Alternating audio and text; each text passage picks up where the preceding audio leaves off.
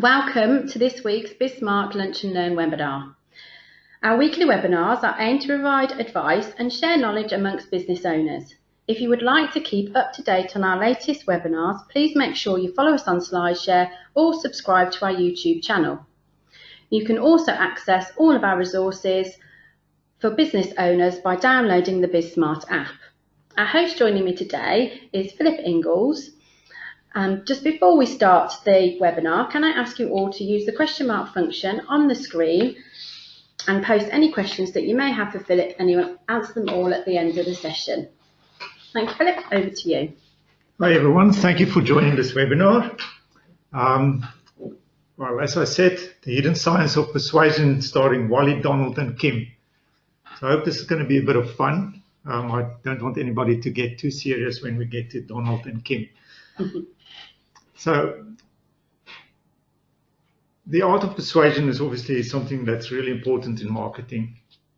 And what we're going to do here is I've taken an example of Wally selling tightropes, because I think most of us are a little bit acrophobic when it comes to heights, especially if we want to traverse that height on a tightrope. I know that I would be very nervous, and I think anybody would have great difficulty selling a tightrope to me. So I took that as a theme. So Wally has to sell these tightropes to an audience suffering from acute acrophobia. Now, if you translate that into marketing speak, that would translate into something like people suffering from severe attention overload shock. It's a stampeding crowd, decidedly reluctant to look over the edge of possibilities for fear of wasting even a moment of their precious time and goldfish level attention span. So I think we all experience that in marketing, where people are simply not interested in listening to our message, even though we think, there's huge possibilities in what we offer in terms of products or services.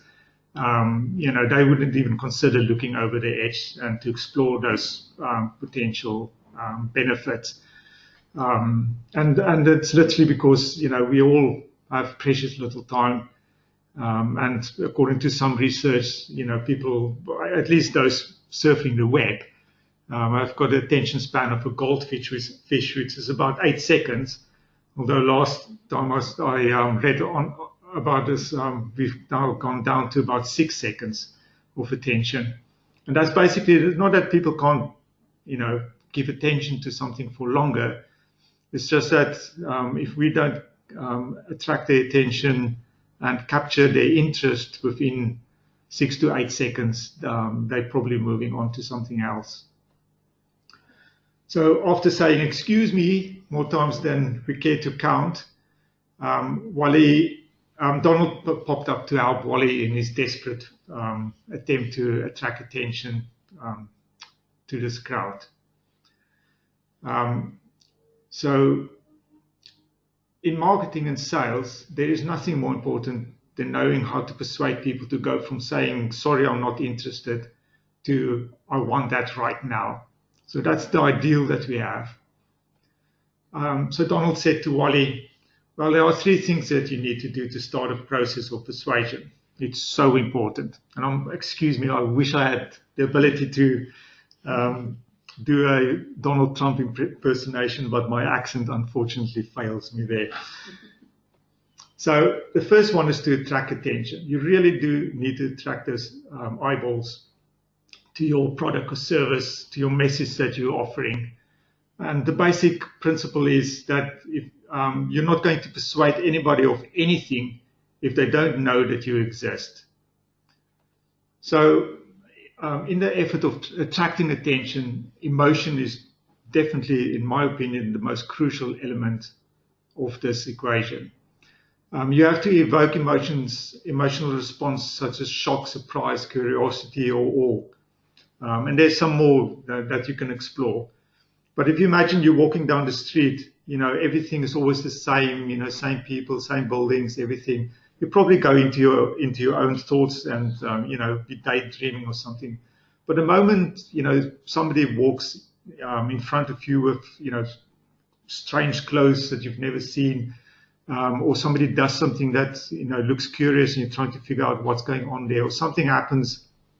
There's a car crash and sudden big bang, and you've got a moment of shock.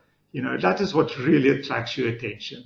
And then in marketing, when you use emotion in trying to attract attention, you have to repeat it often. Simply because, like on social media, Twitter, that shock message is there for a moment, and then, it gets filled in by other people's messages. So you have to repeat it often. And then you have to make good use of things like visuals, motion, sound, color, layout, everything that you can use to attract attention.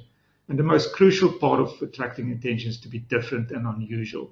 Now, that's not always easy. You have to be very creative to come up with something like that, but it's very important. So the second thing Donald suggests is that you have to hold that attention. And the principle here is, if you can't persuade somebody of anything if they don't stop and listen and pay attention to your message. So even if you attract attention and they give you that 6 to 8 seconds, if you can't hold that attention, they move on to something else, and your opportunity to persuade is gone. So here again, emotion is the key factor in retaining that attention. And one of the most powerful ones is to use good storytelling techniques. Because what a story does is it creates anticipation. So if you, in the first 6 to 8 seconds, start a story where people are interested, you capture their interest, then if you present it as a story, the anticipation, curiosity is basically built into that. They want to know what is going to happen next. How is the story going to play out? This gives you the opportunity then to capture that attention, hold it for 2 to 3 minutes in terms of if you're using video. And if you keep it entertaining, and keep it short, then you've got a very good chance of keeping their attention. And during that period, really make your case of why they should buy into your product or service. And then the last thing, the third one is you have to make your message easy to recall. So if they forget you might as well not exist. So if you capture their attention, you can hold it for 2 to 3 minutes, really get the message across, but they're not ready to buy yet. And in 3 months or 6 months, they can't quite remember, where they saw it, what the message exactly was, then you've lost them as well. So again, emotion is the big thing. If you use emotion very effective in the first, capturing attention and holding attention, then you've got a very good chance of them remembering you afterwards. So the more emotional impact you create with grabbing and holding attention, the longer they are going to remember you. So Wally was ready. The crowds pulled up, and he cried, "Who wants to buy my tightrope?" And then 3 seconds later, there was not a soul in sight. And he was puzzled about what he said wrong there. So Donald came again. And it was clear that Wally was not targeting the right emotional touch points. So Donald said, "Come, Wally, we're going to go on to a trip here." So there are only one thing people want, and that is to survive calamity. And Wally obviously a little bit skeptical, coming from Donald. And he said, "Yep, people will only be persuaded to act if it's going to help them survive calamity." So they zipped over to North Korea. And here Donald said there are 5 things that people want to help them survive. The first one is they want access to others who will help them avoid or deal with threats. And if you think logically about it, it makes sense. Others know things you don't know. They can see things you don't see, and they can help you do things that you can't do on your own. So the second one was people want access to material stuff that will help them avoid or deal with threats. So here again, material goods can shield you from threats as well as getting you away from them or fighting them. Or you can use them to trade and to gain access to other things that you might need. The third thing people want is they want to have access to useful knowledge and insight that will help them avoid or deal with those threats. So what you don't know can harm you, and what you do know can benefit you. And the fourth one is they want access to anything that will improve their own abilities to avoid or deal with threats. So again, opportunities mean nothing, and the threats are more dangerous if you do not have the ability to do something about it. And abilities are all things like talent and skills and wisdom and those type of things. And then the fifth one is kind of a negative of the first four, and that is the fear that we have of losing access to those other four opportunities. So, you can just imagine you've got good friends, losing access to your friends, losing those friends, that would be a real negative and would motivate us to do something about retaining them. Material goods, nobody wants to have their car stolen or lose their house. And all those elements are very powerful. It's a very powerful motivator to not want to lose any of those.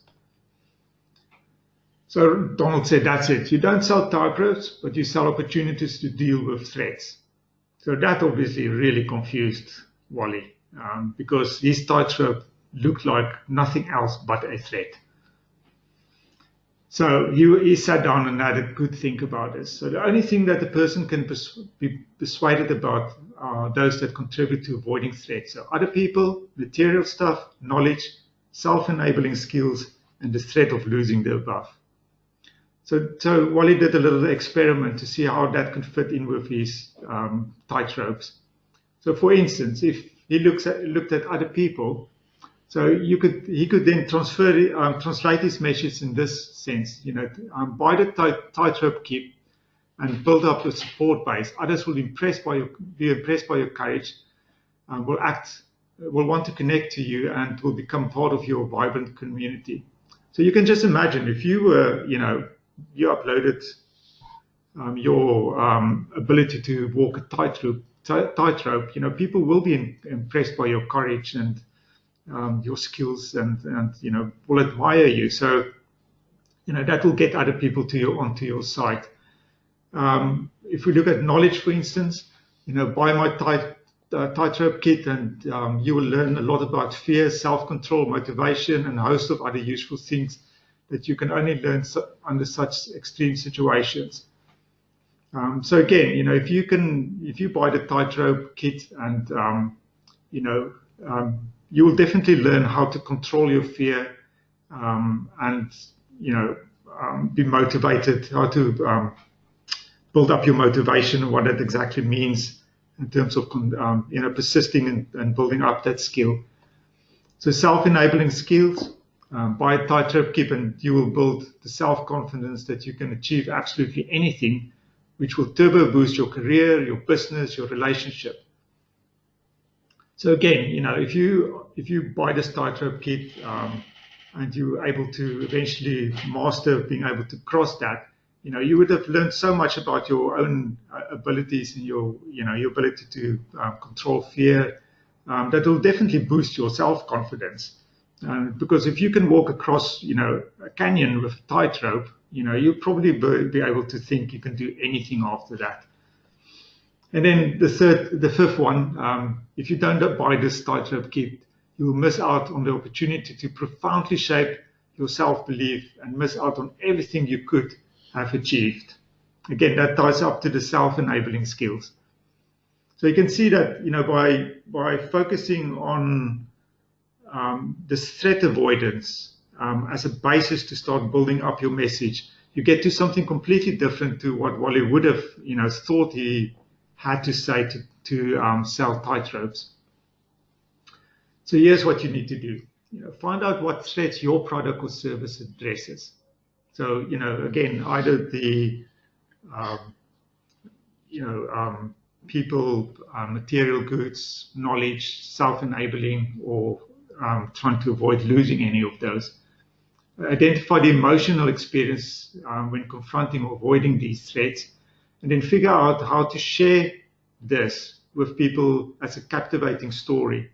So, when you start thinking about threats and emotions, you'll already start collecting building blocks to be able to put that together into a story format. And this ties very close into the selling technique, which focuses on pain impact vision. So the pain is the threat of losing access to those 4 key factors. The impact is, what does that mean to the person if they lose that? And the vision is, this product or service will help you secure that so that does not become a threat. And then focus on the emotional triggers. When you get to that point, you will already start thinking about, ways of packaging this differently, because, you'll be thinking in story terms, and your imagination will already start kicking in terms of how can we formulate a story in a different way so that so that we can retain their attention throughout the video or text that you've written. And then package everything into a super cool storytelling format, preferably video, because video gives you access to visual, motion, sound, music. It also allows you to control the pace. It also allows you to really sit down and script the story to fit within 2 to 3 minutes, which means that there's nothing that gets said that is unnecessary. It's very short, high impact video, and kaboom, then you will have them sold. So Wally eventually decided that he's not selling tightropes. He sells the potential for self-belief that can deal with absolutely anything. By approaching your marketing message from the perspective of threat avoidance, you get a much more effective story. And very soon he was completely sold out on tightropes. Thank you. Great, thank you very much. Let's just see if there's any questions come through for you. Yeah, great. We've got one question comes from Darren, and he says, are there any other things to take into account when trying to be more persuasive? Yes, in this webinar, we are primarily focused on threat avoidance to help you formulate and shape a story onto which you can then attach emotions. But there's a lot of other things in the art of persuasion that also comes into play. There are things like timing, for instance, so that if you do presentations or video and you use, for instance, things that are very current in the news, that's good timing, and that will attract more attention and make you being able to persuade more. There's also like reciprocity, which is proven to be very effective. So if you give people things, they are much more likely to give you, either their time or attention back. There are things like using compliments, setting expectations. There are things like the scarcity principle, for instance. So if you say, this is the last 10 tightropes, so it's now or never. So you create kind of that sense of urgency, that if you don't, act now. So that's also a very effective way of persuasion. So yes, there's a lot of things that are included in the art of persuasion, and maybe I could do another webinar to explore some of these in more detail. Yes, please. You've got another question that's come through. This one is from Chris, and he asks, in what ways can using video help my marketing? Okay, video comes into, when we talk about marketing, comes into 2 broad categories of usage. The one is to attract attention, in other words, to generate leads, and the other one is to convert leads. And they, when you do video, they are completely separate ways of approaching these. So the one where you want to generate leads, you would use that video on your social media platforms and really promote it with additional videos. You would create a video that, where you would attempt for people to get pulled into a conversation, and in that conversation, the